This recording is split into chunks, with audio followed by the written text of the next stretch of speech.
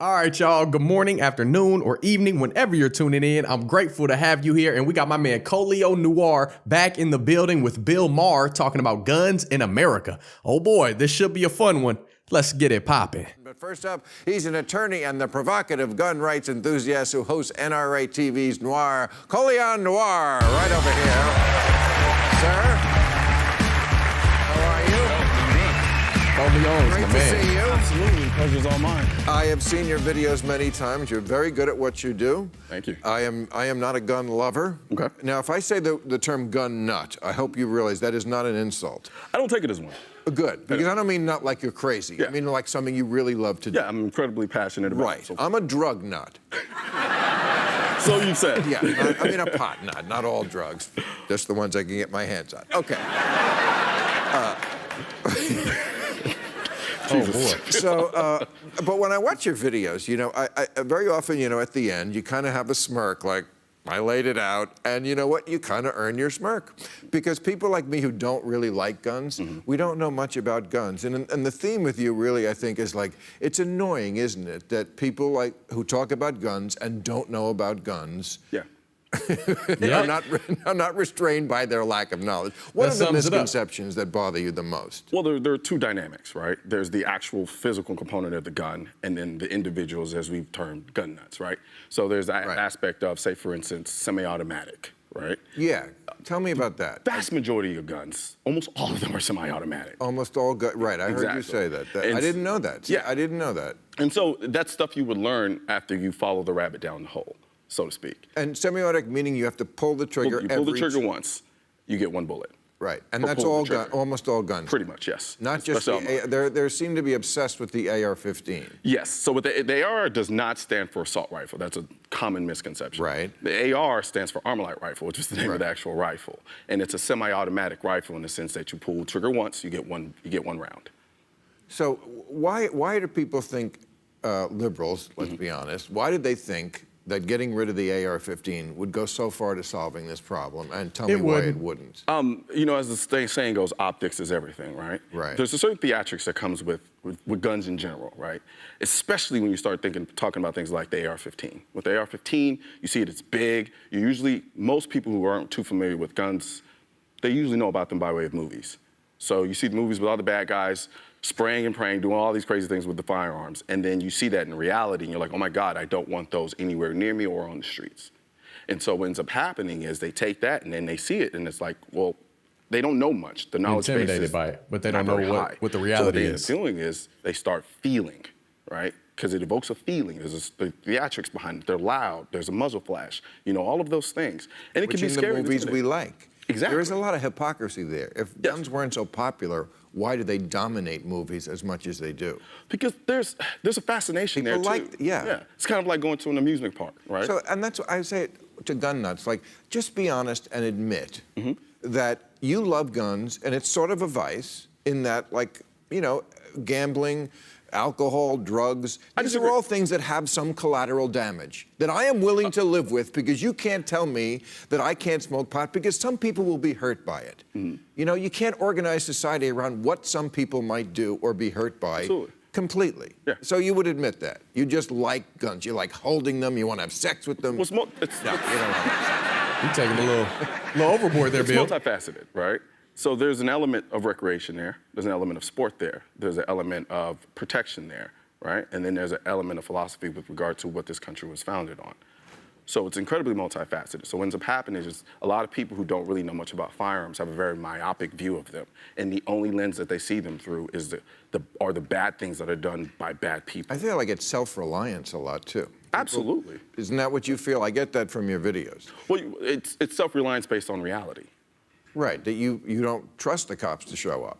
It's not that I don't trust And if them they to show do, up. they might shoot you. There's a possibility for everything, right? Right. But that's not my main concern. My main concern is that in the moment, right, whenever something arises where I may have to defend my life, I want to be in a position to do absolutely anything possible I can to make it out of there alive, along with the people I love and anybody else who seems to be around that I care about. Right. Amen. But I had Killer Mike here about a month ago, who was on your show and got in a lot of trouble for talking about guns. No, he got a lot of trouble for just being on my show. Just being on the show, right.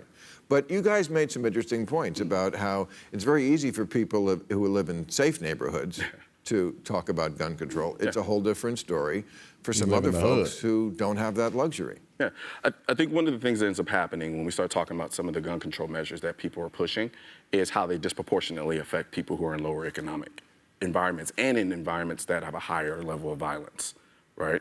And so, like you stated before, I can live in a gated community, have a security guard outside. I'm going to feel relatively safe. Even then, something could still happen. But if, say, for instance, I'm a single-parent mother and I live in an inner city somewhere and I'm working 2 jobs and I can't afford a car and I have to walk late at night and when I get off work at night and walk back home, or if I'm at home with my kids in an environment where there are home invasions, right? I, as a woman in that particular situation, and just anyone, I don't want me protecting my life to be a competition. I want it to be as lopsided as possible because I'm not the one threatening someone's life. I'm going about my life and someone's trying to interfere with that. I need that so advantage. I want to be in the best position possible to guard against that. Right. And I am sympathetic to the argument that if you're in a horrible situation, it would be a good thing if a good guy had a gun. Absolutely. And we've seen many times, and I know you think that they don't report it. I don't think they reported enough in comparison to. Right. But my question is, where does that lead? We can't go back to the Old West where we're all strapped all the time. But we are. Well, I'm not. I'm sure there are guns somewhere around here. I hope so. Hey. You're right. Yeah. Hey, that was spot on. I had to pause. He said, but we are. Yeah, I'm strapped. Please believe. Like, it might not be the Wild West, but sometimes it is. And if it did hit the fan, you would want me to be armed. You would want me, Colion Noir, or me, Devin Gibson, to be armed as a good guy. No first responder, no matter how quick you pick up that phone, is going to draw a gun and get there to protect you and your family and your loved ones faster than you could draw that gun out of the nightstand, out of your holster, wherever you may have it in your home. I got one in each room of the house. No first responder is going to get there to protect you and what you care about faster than you can. So be prepared at all times. I'd rather be caught with than without, period. Just like Bill. He might not be armed himself right now, but I guarantee on and around that stage, he's got security guards all over the place, ready in case somebody, got the nerve to go attack Bill or Colion or one of his audience members or something got ballsy. He's prepared. Don't get it twisted. Go ahead and bring this thing back. Let's be honest now. Well, I'm not. I'm sure there are guns somewhere around here. I hope so. Let's be blunt to the point now. You're right. Yeah. But not everybody. Because everybody can't do it. I mean, you don't really want teachers themselves to have guns. Not everybody I can. honestly don't have a problem with arming teachers. But teachers aren't there to be, There's a contingency. If they want to be armed. This is where the NRA loses me. I mean, they lose me. They lose me in a lot of places. Why y'all clapping? But a place like that does seem unreasonable. I can understand a guard at a school. And I think if the Parkland guard who didn't do his job had done his job, we would be having a different debate. This was a few years old, I do believe. I don't know what year, 2018, 2019, something like that on the HBO network. What about Uvalde? What if one of those teachers would have been armed in that classroom? It wouldn't have taken 400 officers sitting outside wondering like, oh, do I go in? Do I go in? Like one teacher would have been armed and brave enough and trained and, they had the capacity to protect their students and the compassion to do so. That would have saved a whole lot of lives right there. What about the shooter in Indiana in the mall who protected all those people? If he wouldn't have been armed, license or no license to carry, if he wouldn't have been armed, he wouldn't have saved all those people. But they don't put that stuff in the media. They only they don't isolate the situations as this situation of a bad person gone wrong. This person that pulled the trigger, the gun didn't pull the trigger on its own. People kill people. Guns don't kill people. So they don't portray all the good and all the lives that guns save in the hands of capable people, in the hands of good people, which is the majority of society that are armed and responsible, the law-abiding citizens. Those are the ones that carry their firearms. These bad people, these people that don't obey the law, you can put as many laws and background checks in place as you want to. They're not going to keep guns out of bad people's hands. Bad is going to always find a way to commit evil acts, period. And if you take away guns in the hands of law-abiding innocent folks trying to protect their lives and other people's lives, nobody has a way to defend themselves because evil is always going to find a way to lurk in the dark and try to do heinous acts. You got to have a way to combat that. Absolutely. But not teachers. But see, here's the thing about that. But why With not? respect to this conversation, one of the biggest issues that I've seen is that we've all kind of separated into our separate corners and kind of just lob attacks at each other. We all agree that we want to find a solution to these issues.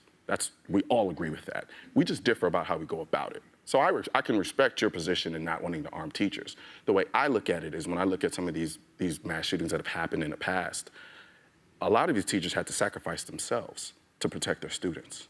And so my mind goes, well, why not put them in the best position to fight back against the evil person that comes into their class? So instead of being sacrificial lambs, they're fighters now.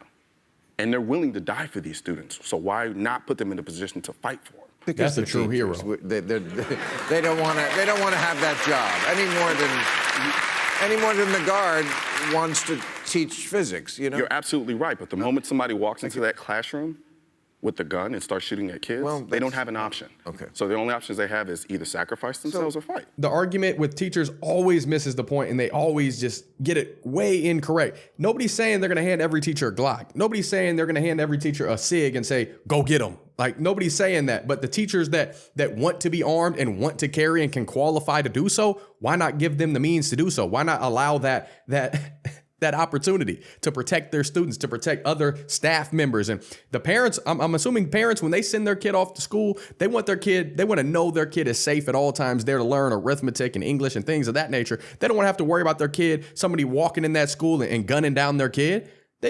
Parents are going to work, trying to pay the bills, and they just want their kid to be taken care of. So why wouldn't a parent be for a teacher being qualified and capable to protect their student as if it was their own child? Who wouldn't be for that? I don't understand. The common sense is not there. And I know it's not very common anymore, but my goodness, man, just think it through. I just don't get it. So the man. only options they have is either sacrifice themselves or fight. I don't get it, man. What about background checks? Now, People fold 20% too of the much. people in this country get their guns without having to pass any sort of criminal check. And when you say that, give me some basis behind that. Well, that's Are you what- talking about private sales? Yeah, I mean, they get them from a relative gives it to them, Okay, yeah. or, it gets passed down, or a gun show, or something like that. And the NRA used to be for closing all those loopholes. Yeah, Wayne LaPierre. Loopholes.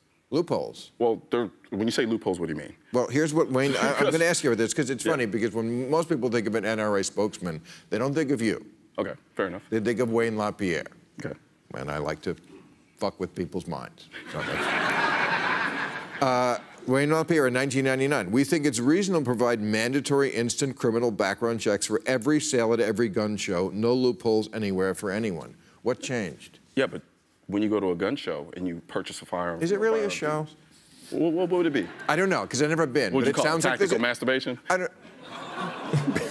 I would not. No, I'm good with regular masturbation, but a show. It sounds like Annie Oakley. That's the It sounds problem.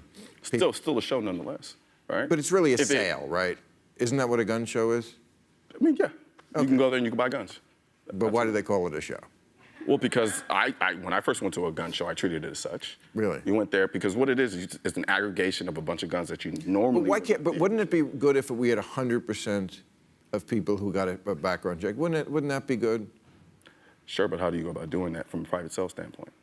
Well, I don't know. I mean, I know you're against any sort of registry because you think that leads to confiscation, but... Well, it has before, though.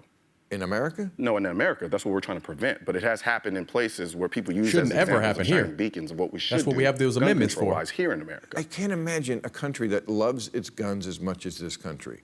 I mean, we have almost half the guns in the world with 4% of the population. I can't imagine anyone ever trying to take away people's guns. And if the people who were taking away the guns were doing it, they're usually the people who like guns. They're law enforcement. You know? I can argue with that. Yeah. Look, I'm a little more gun reasonable these days now that Trump is the president. But I still think if people came after me even if I fired back, then they could come back with always superior firepower. The government is always going to outgun you. Okay, so from that why fear? Well, so if the Second Amendment, if you understand the Second Amendment was written... So just fold up, to let 'em- protect us and be in a position to fight off a tyrannical government. So then why not provide us with the same weapons if the guns that I have now are not going to be enough? Actually, Gary Will says, Flawed argument. he says the Second Amendment, listen to this, I want to get your reaction. Okay. Shows us just how far the poison of slavery pervaded the Constitution. He says the Second Amendment was not meant to let individuals prevent federal tyranny. How could it? By training our rifles or handguns on the Army, Navy, and Air Force. It was meant to guarantee militia to handle the state's internal problems, especially the problems of a large slave population.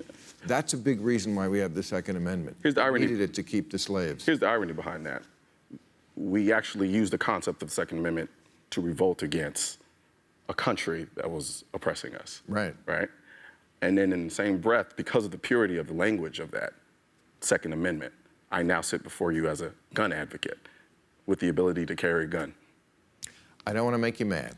No, you're great at talking about this. I appreciate you coming on and Absolutely. giving us your point of view. Colion Noir, thank you very much. I love how it was a very civil discussion, and Colion is a good dude. He's wise, he's well-spoken, and I'm just glad he's on our side of the gun discussions. And Bill Maher, kind of out there with it, smokes a lot of pot, gets down with masturbation.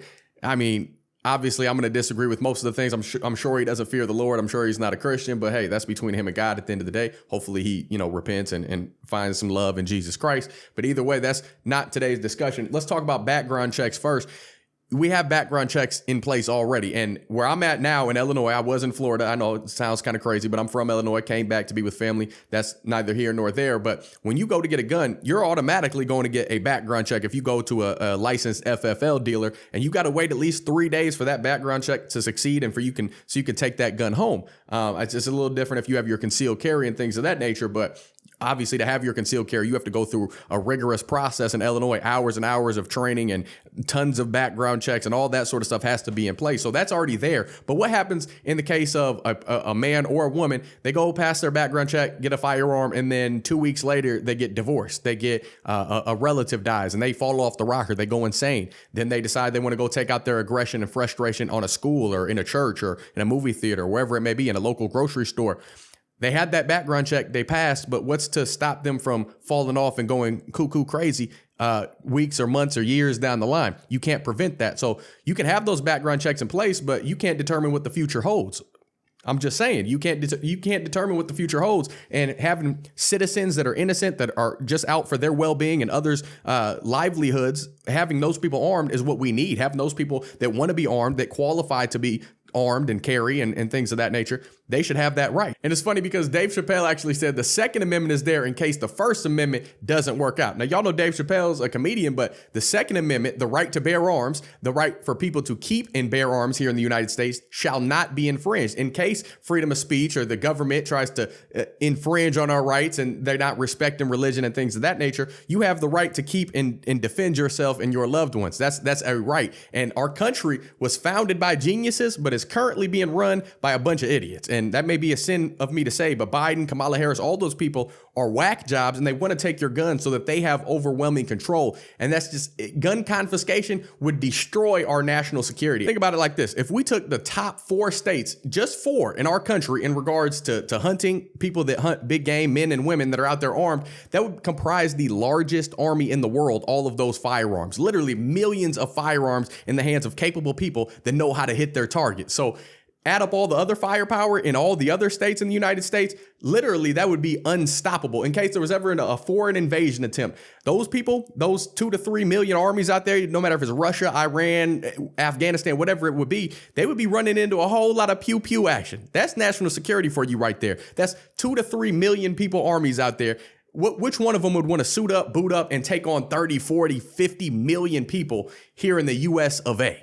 I don't think any of them would be, because we're ready to go. We're strapped up, we're ready to roll, and we can't let old Grandpa Joe, Bill Maher, anybody who's against guns or anyone take away our right to keep and bear arms. They can't infringe upon that. That's what we were granted here in America, and it's for a reason, for power, for greed, for all of that sort of stuff. We got to be able to clap back. We got to be able to defend what we care about, and they can't take it from us just because they want to. And y'all know I'm a man of faith, and I don't have to give you a bunch of biblical soul food today, but you know Peter had a sword in the Bible. You know he chopped off that man's ear. Jesus told him to put it back in, but today's day and age, our sword is a gun. That's what we use to defend ourselves. And Jesus said, you're going to need a sword. You're going to need to stand up for what's right. Now, he didn't say that verbatim in quotes, you know what I'm saying? But there's a reason Peter had a sword. There's a reason Peter was ready for any harm that stepped out of place.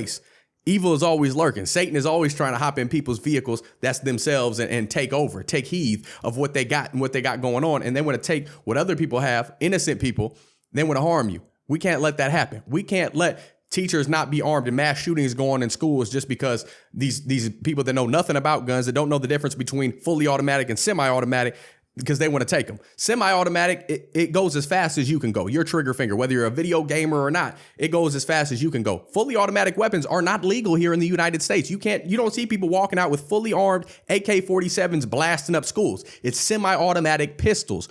They want to try to take your rifle, your AR-15. That's an entryway so they can get those pistols. We can't let them have it. And bad people are always going to find a way to have guns, and we got to have a way to go against that, to contend against that evil that is always lurking in the world, unfortunately. But keep praying, keep pushing. Comment your thoughts below. Let's keep this thing rolling. Let's be civil. We can still have a differing opinion and still respect each other's views. That's the beautiful thing, especially about America, freedom of speech. So you're entitled to your own opinion. Everybody's got a few of them like elbows. I say it all the time. But outside of that, don't forget to like, subscribe, hit that notification bell so you can stay up to date on all my videos. Share this video, whether you agree, disagree, whether you rock with Bill Maher or Colion Noir.